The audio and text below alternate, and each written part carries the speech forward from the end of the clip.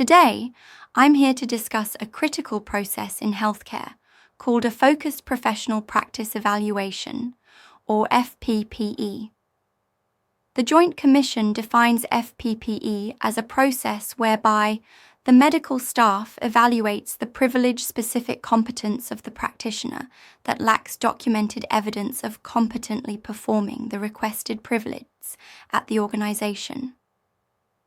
The Joint Commission states that this process is used when a question arises of a currently privileged practitioner's ability to provide safe, high-quality patient care.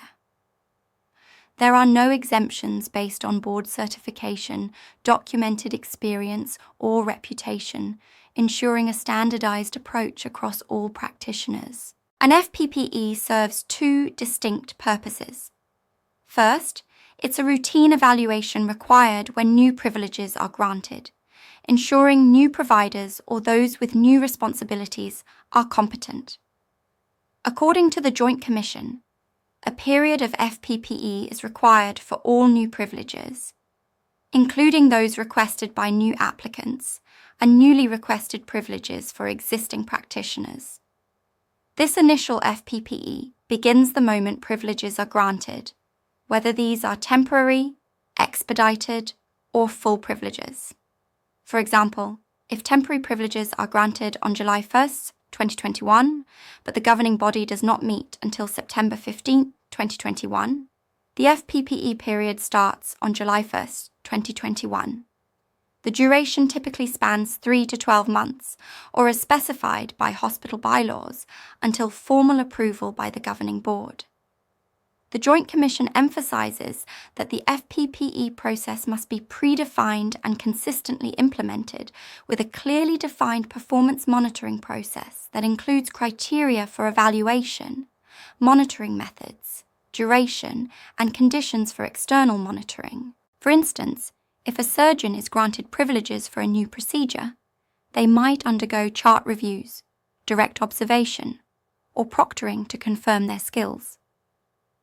The Joint Commission recommends using both qualitative and quantitative data, noting in its rules that limiting criteria to quantitative data may only represent the presence or absence of information, but may not reflect the quality of the information reviewed. Qualitative data, described as categorical and non-numerical, may include peer feedback or narrative assessments, while quantitative data could involve metrics like surgical site infection rates. This process is not intended to be onerous or punitive, but ensures competence across settings, including inpatient and non-inpatient areas like outpatient clinics or hospital-owned physician practices. Second, FPPE can be triggered by concerns about a provider's performance, such as a sentinel event or competence-based complaint, often referred to as for cause FPPE. This type is significantly more serious and can have profound implications for a medical career. The Joint Commission notes that FPPE for cause is used when there are specific questions of clinical competence, patient care and treatment, or case management. For example, a physician with a pattern of adverse outcomes might face an FPPE involving multiple reviewers, such as 3 experienced interventional cardiologists for a percutaneous coronary intervention case, with a review of a set number of cases, e.g. 25, over a defined period. This for cause, FPPE, can be the first step towards serious consequences, including discipline, medical board reporting, or National Practitioner Data Bank, NPDB, reporting. The NPDB's 2018 redefinition of investigation to include FPPE for cause with an improvement plan means that resigning during such an FPPE may trigger an NPDB report, as the quality improvement plan may be considered an investigation if it focuses on one practitioner's competency and could lead to professional review action.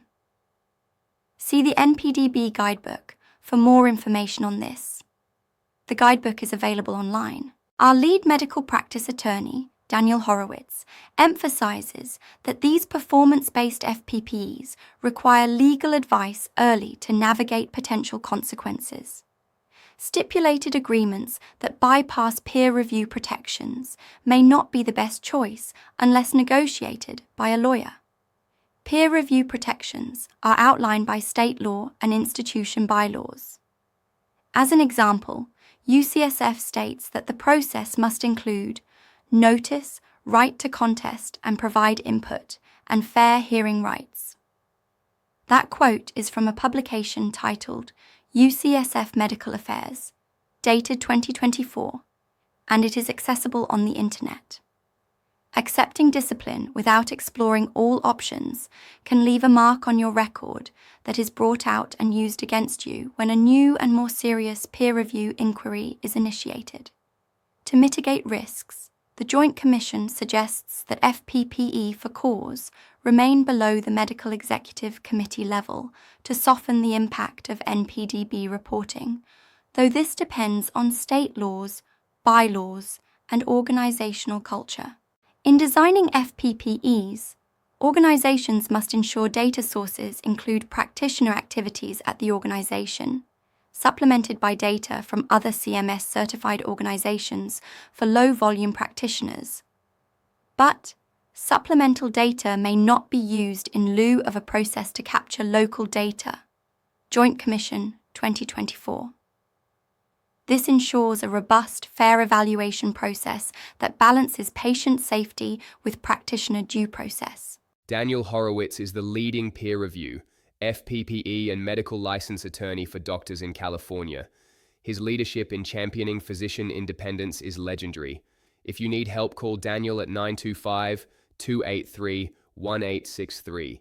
You worked years to earn your license. Let Daniel Horowitz help you protect what you have earned.